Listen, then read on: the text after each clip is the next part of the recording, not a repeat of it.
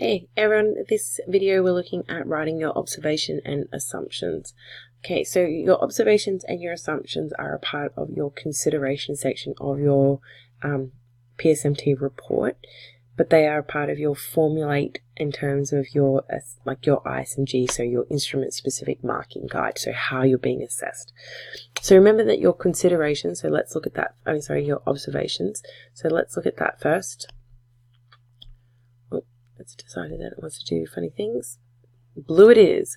Alright, so observations. These are the things that you already know which will help you with the task. You might have some variables that need to be described or identified, but you are not going to do any working out and you're not going to solve your problem here. So, if we have a look at our stimulus, the things that we needed to know, we have best possible garden area. So there has to be a pathway around each bed that's 1 meter wide for wheelbarrows to pass. We need to consider the shape and the number of beds, so 1 large garden bed and many small garden beds, and the addition of a water tank. Now there's a couple of other things that I've gone through with my class, so if you are unsure, please consult your teacher, but they are things that you need to know. So the observations. So your observations is a section, so you would be filling this in underneath this component here in your task sheet. Once you do that, if that's just your draft anyway. Okay, so you can have it as dot points or paragraphs. I would suggest that you start off with dot points so that you can build up a paragraph.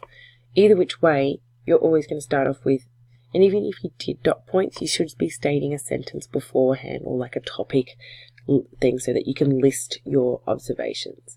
So you would have something along the lines of this for either a topic sentence for your paragraph or your precursor to your list of observations. So in order to solve this problem, the following observations were considered. Now you need to consider that you have a pathway, and you would explain that as per task sheet. So 1 meter as per task. So your pathway, it's 1 meter wide.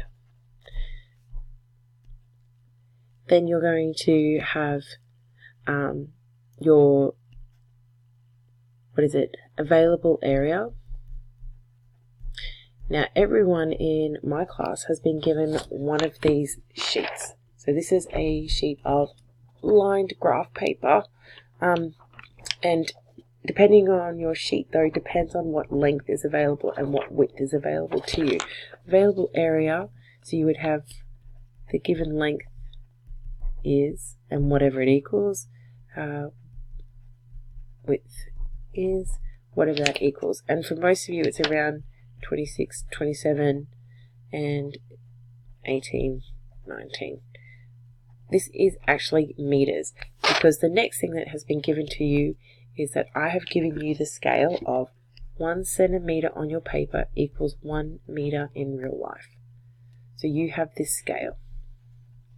So if you've noticed, I haven't given this to you in something that would be a just copy off the screen and write, because you are actually meant to write this yourself. So I'm giving you some little pointers that you need to include, because we've discussed this already in class.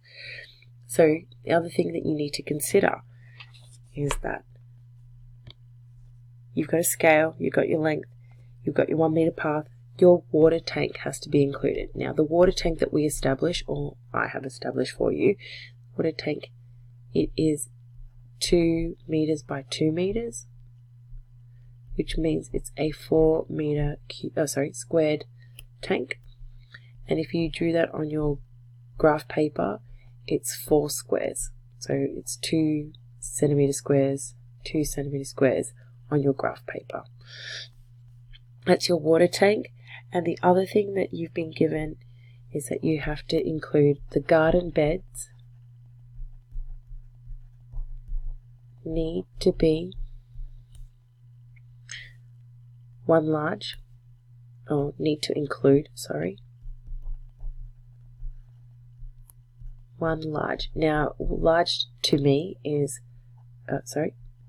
greater than 4 meters squared, so 2 by 2, that's pretty large.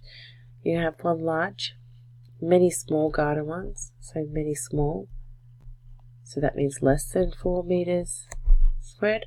And in this case, you're going to also have at least one composite shape.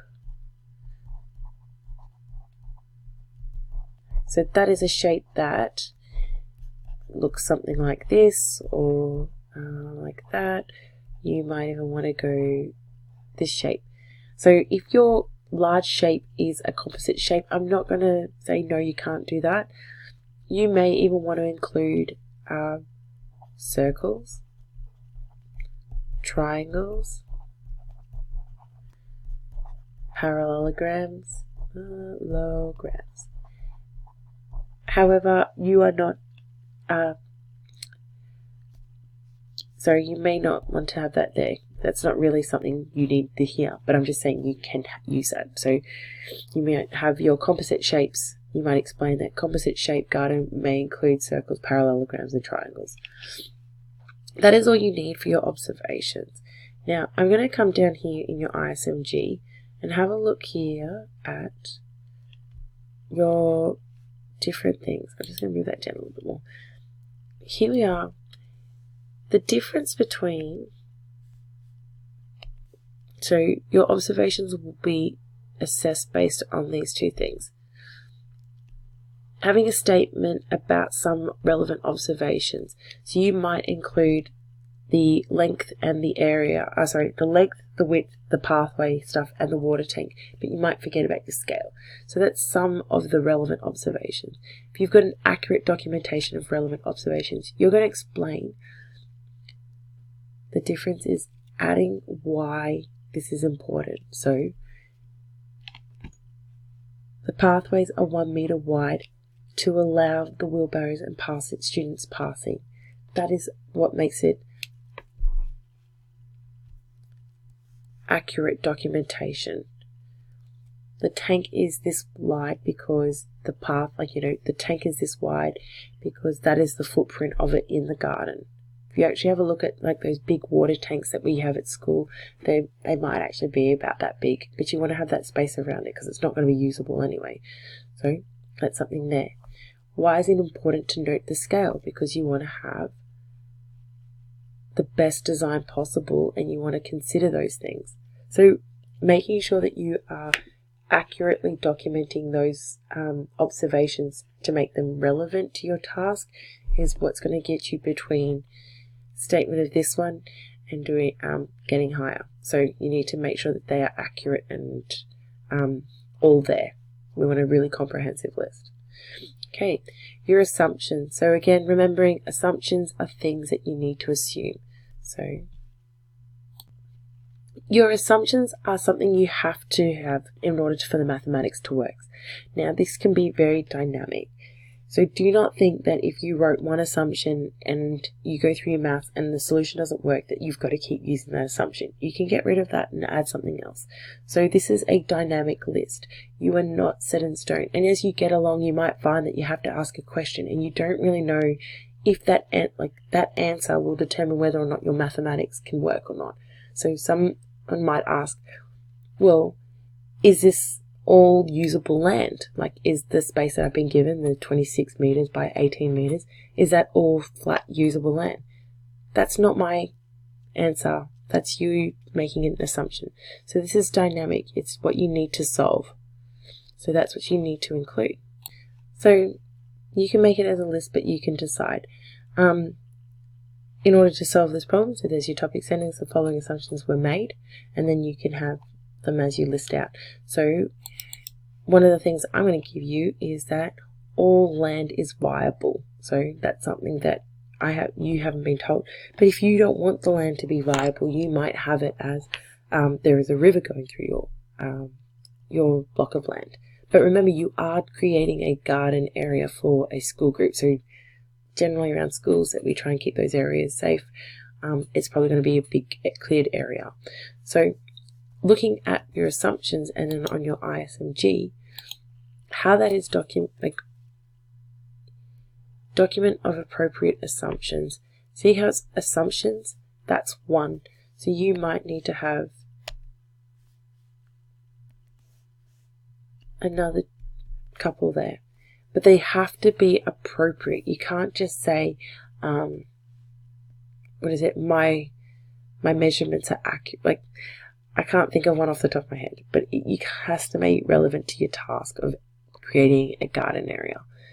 You'll see that if you do not do it, you cannot get that 3 or 4. So that's what it just takes. 2 things that you need to consider, and that's your documentation of appropriate assumptions. So the other thing you might want to consider is, why you would be using this. All land is viable because if not, then the total area of land to be used is reduced. So you would have like an explanation of why these assumptions are important. So that is those 2 sections there. So it's quite long on that one. The next section you'll be looking at is your plan. All right.